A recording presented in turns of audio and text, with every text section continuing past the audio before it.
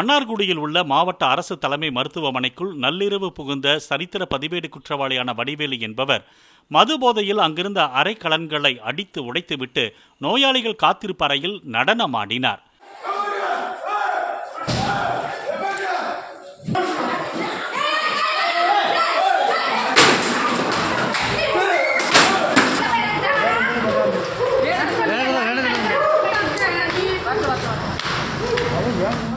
இதை பார்த்து பணியில் இருந்த பெண் மருத்துவர் மற்றும் செவிலியர்கள் வெளியே ஓடி தகவல் தெரிவித்ததன் பேரில் போலீசார் சென்று வடிவேலுவை கைது செய்தனர்.